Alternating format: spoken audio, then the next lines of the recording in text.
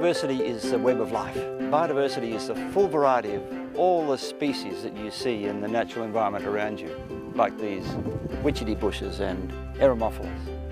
All those species across the face of the earth make up biodiversity. It's not just species, it's also the genetic variability that they have within them. And it's not just the genetic variability and all the species diversity, it's the diversity of ecosystems that they make up, and which you can see behind me in this part of Central Australia. Biodiversity is all those things.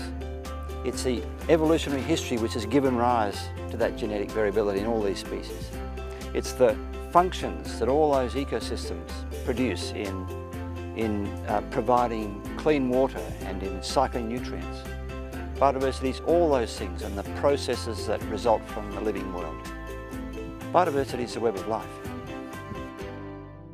The concept of biodiversity first emerged during the 1980s, actually quite recently, because of concern about the impact of human beings on the planet.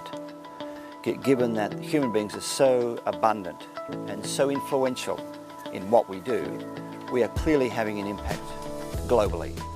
So biodiversity as a concept emerged as a way of highlighting the precious nature of that living world and highlighting the need for human beings to think more carefully about the values and benefits that they obtain from the living world, from biodiversity.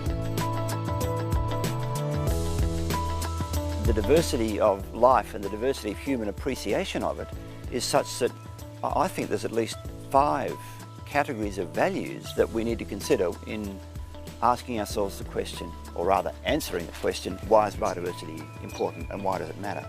And the first of those is obvious. It's economic. In some places, we human beings turn biodiversity into dollars. We harvest timber, we catch fish from the sea. Those direct uses of biodiversity provide economic well-being to many human communities. The second major value of biodiversity is what you might call ecological life support. Another way of phrasing it is ecosystem services. These are benefits that human beings obtain from the natural world, such as the provision of clean water, the pollination of crops, the control of pests and weeds by other species. The third one is, in essence, it's cultural. The world around us informs the way we feel about our country.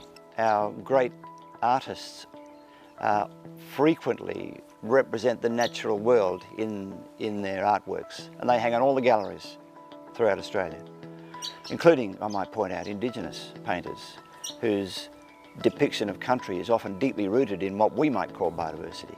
All Australians recognise, all those of us who've had the benefit of flying overseas and coming home, know about the impact of the smell of gum leaves when finally you get home again. You know, in some senses, the landscape around us tells us who we are. I mean, we have an emu and a kangaroo on our coat of arms. Those values are very difficult to put any numbers on, but it doesn't mean they're insignificant. They're incredibly important. So that's a third value. There's a fourth one, and this one you might be able to put numbers on because it's recreational value. People love getting out in the bush and rejuvenating. It doesn't matter whether it's a tough bushwalk in Tasmania or just an easy bout of bird watching in the paddock down by the dam, or just jogging by a lake in Canberra or Sydney or Melbourne. The fifth one, I have left it till last because it's the scientific value, and that might sound a little bit precious to be claiming that, but it's true. Australian biodiversity on the global scale is unique. There's nothing else like Australia.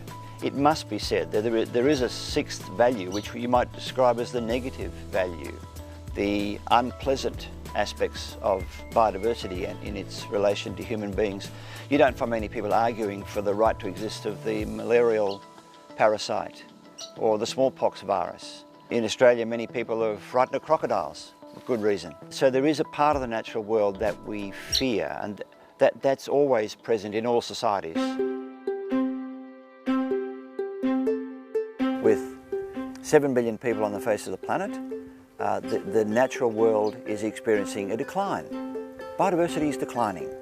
It's demonstrably occurring. The nature of this impact, this universal impact that human beings are now having on planet Earth, has led to the development of a term which is the anthropocene. Now, the anthropocene builds upon the geological eras like the Pliocene and the Miocene and the Pleistocene. So it's a deliberate play on the evolution of the Earth over its history to a point now where it is dominated by human activity. That is unique. So it's a different geological era. We humans, our decisions now govern the future of the Earth. It's up to us. So I think there are three challenges. First of all, to understand, analyse and help deal with the ongoing decline in biodiversity. That's a big challenge for science. Secondly, understanding the full complexity of biodiversity. All those values and interactions that I spoke about before have a scientific component to them, and science is wrestling with the size of that task. And thirdly, science is still working out how best to contribute to the discussions about trade-offs between different forms of resource use with biodiversity implications, because it's those resource use activities that are causing the decline in the first place.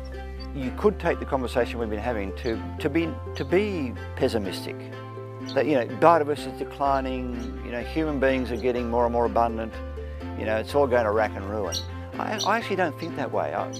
Particularly in Australia, we have so much to be proud of.